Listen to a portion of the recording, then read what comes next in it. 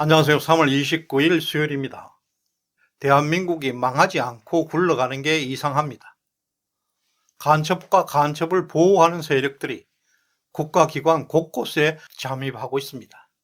청주 간첩단 사건에서 연루되었던 간첩들이 아직도 구속되지 않고 버젓이 거리를 활보하고 있습니다. 놀랍지 않습니까?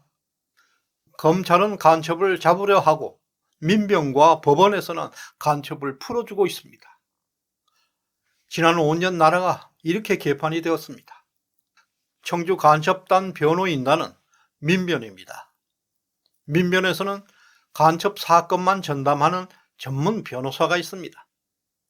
그들은 서울 공무원 유우성 간첩 사건을 무죄로 만들었습니다. 그리고 중국 북한 식당 종업원 탈북 사건을 오히려 기획 탈북으로 둔갑시켜서 국군 정보사 대령들이 기상천외한 혐의로 기소되어서 3년 동안이나 법정투쟁을 해서 무죄를 받았습니다. 법정투쟁 과정에서 북한 민간 조직이 드러나게 되어 현재 북한 대북 휴민티 조직이 완전 초토화되어 버렸습니다. 북한 민간을 통한 첩보 기능이 사실상 불가능해졌습니다. 민변은 간첩단 수사 초기 단계부터 조직적으로 개입하는데요. 청주 간첩단 사건에서도 이들은 두 차례나 재판부 기피 신청을 제기했습니다. 조직적으로 검찰 수사를 방해하기 위해서 지연작전을 펼쳤습니다. 그 결과 현재 청주 간첩단 사건은 1년 9개월이 넘었는데 재판 한 번 열리지 않고 있습니다. 그 중심에 바로 대법원의 이흥구 대법관이 있습니다. 재판부 기피 신청이라는 것은 정말 법꾸라지들의 농단입니다. 법치 농단입니다. 민변에서 간첩 사건에서 재판부 기피 신청을 일단 신청합니다. 김명수 법원은 기피 신청을 무조건 받아들였습니다. 하급심에서 재판부 기피 신청이 기각되더라도 민변은 끝까지 3심 대법원까지 끌고 가서 재판을 지연합니다. 그 과정에서 간첩들은 석방됩니다. 첫 번째 기피 신청에서는 3심까지 지연된 시간은 47일입니다. 그러나 두 번째 기피 신청에서는 1심에서 60일, 2심에서는 19일, 3심 대법원에서는 무려 84일이나 걸렸습니다. 이흥구 대법관 주구장창 재판을 지연시켰습니다. 두 번씩이나 기피 신청을 낸 민변도 큰 문제이지만 이흥구 대법관의 84일 지연 작전은 그야말로 법치의 종말입니다. 수사하는 검찰은 난리가 났습니다.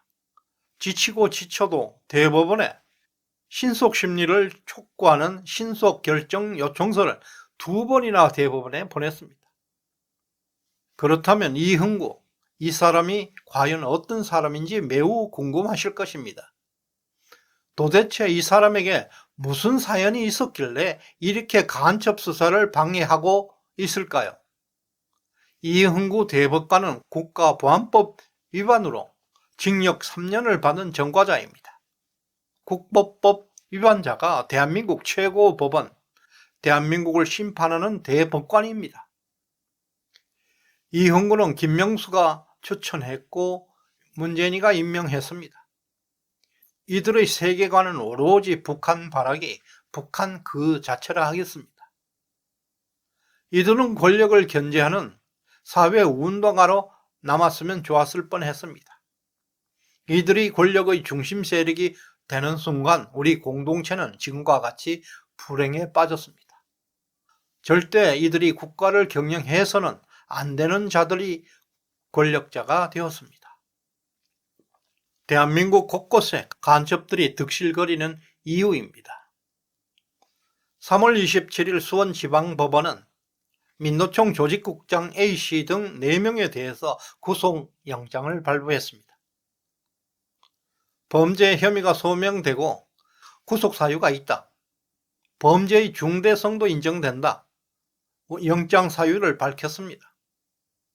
법원이 간첩단 사건의 중대성을 인정한 것입니다. 이번에 구속된 사람은 민노총 조직국장, 민노총 보건의료노조 조직국장, 금속노조 부위원장, 금속노조 조직국장 등 4명입니다. 모두 민노총 조직에서 핵심 중의 핵심 간부들입니다. 국정원 발표에 따르면 민노총 조직국장 A씨는 2019년 북한 공작원으로부터 경기 남부 일대의 국가 보안 자료를 수집하라는 지령을 받았습니다. 2021년 평택 캠프 험프리스와 오산 미군 기지 영내에 잠입해서 군사시설, 활주로, 경락고, 패트리어트 미사일, 군사 장비들을 근접 촬영하고 이것을 북한 공작원에게 전송하였다고 합니다. 지난 1월 국정원과 경찰은 합동으로 이들 4명의 주거지와 사무실 등을 압수수색해서 100여 건이 넘는 통신 문건을 발견했습니다. 이 문건을 해독하는 과정에서 탈출, 회합, 편의 제공 등 간첩 혐의를 입증할 수 있는 증거들을 대거 확보한 것으로 알려지고 있습니다. 민노총 조직국장 A씨는 2017년부터 2022년까지 중국 광저우, 캄보디아 프놈펜, 베트남 하노이 등 북한 공작원을 3차례나 만난 혐의를 받고 있습니다. 또 다른 민노총 간부 3명도 베트남 하노이 등지에서 공작금을 수령한 것으로 알려지고 있습니다. 특히 이들은 지난해 10월 이태원 헬로원 참사 이후 태진이 추모다는 시위 구호도 북한 공작원에게 받은 것으로 알려지고 있습니다. 이런 일련의 간첩 수사에 대해서 일각에서는 간첩단 공작설, 종북몰이 등으로 진실을 왜곡하고 여론을 호도하는 세력이 있습니다.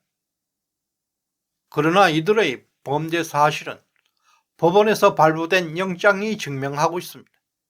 또한 국정원은 문간첩 정권에서 수차례 수사의 필요성을 제기해 왔다고 합니다.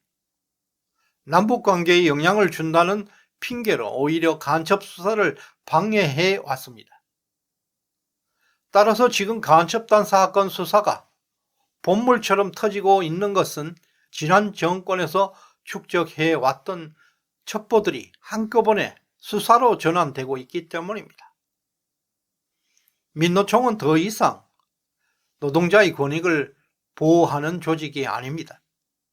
북한과 연계되어 있는 반국가 단체에 가깝다 할 것입니다. 이제 와서 종북몰이, 간첩 조작설을 퍼뜨리고 있는 세력들이야말로 종북주의자들의 여론 공작이고 터무니없는 선동이라 하겠습니다. 민노총 지도부가 보여준 일련의 간첩 활동을 두고서 누가 노동운동이라 하겠습니까? 문 정권 당시 국정원장은 박지원입니다.